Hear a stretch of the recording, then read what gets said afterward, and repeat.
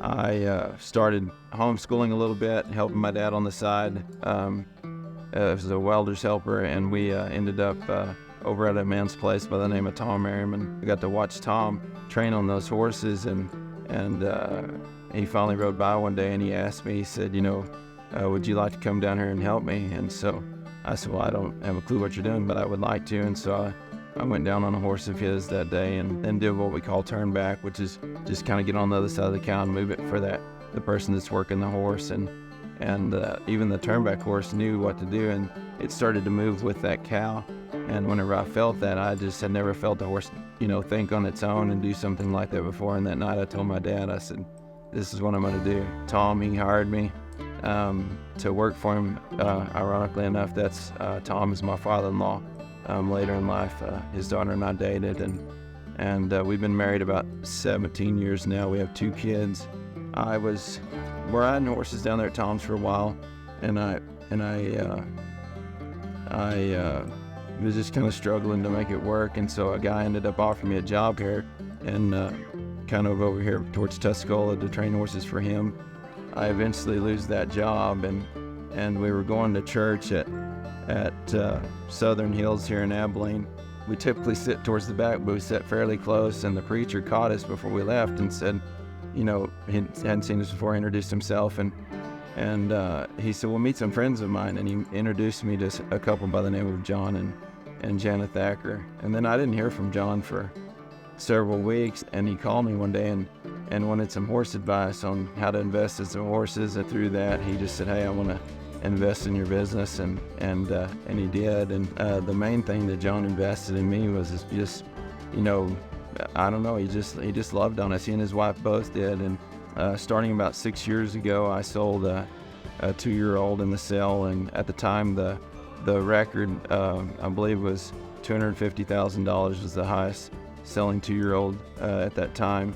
I sold a horse in that sale that year that brought $500,000, and probably the common price for those horses at the time was anywhere from just an average horse is bringing from $25,000 to $50,000. Moved forward another year, didn't have as good a year.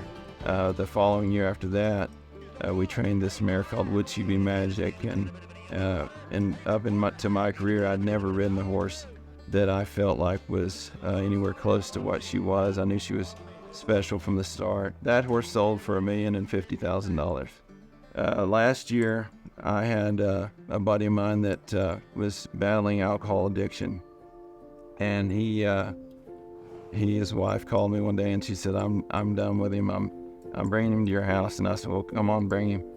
I'd been drinking quite a bit myself, more than my family knew. They'd go to bed at night. I'd sit in the garage at night. I'd just sit there and drink until I got numb enough. I thought I could go to sleep, and looking at my gun cabinet, just thinking, what, this is, I don't think my wife loves me enough. I don't think my kids love me enough.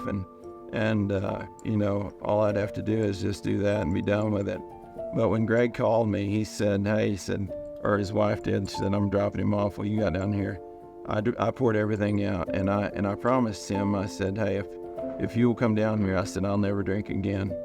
And it's been 1.5 years now, and I haven't had a drop. So I reached out to Beltway, and they put me in touch with Jeff Smith. He had a Celebrate Recovery group that he was about to start up.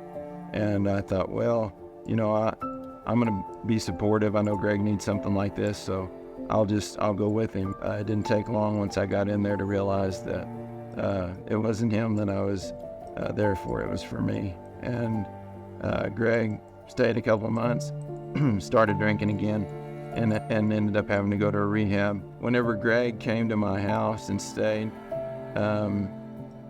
he brought a horse with him that was very talented. So I ended up keeping that horse and training him all year, and it ended up being the horse that we sold for $1.5 million this year. About April of this year, it's just, we're in the grind of everything around here. I just remember one day, my mother-in-law told me there was a cow I needed to check down at our new place at Cross Plains, and so I decided to load a horse up and go down there, and when I got there, I just felt really depressed, and I got on my horse, I rode down to this tank down there, and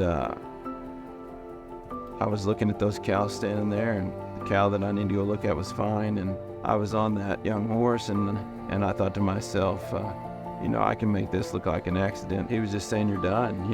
Your wife doesn't love you anymore. Your son, doesn't look up to you. He doesn't love you.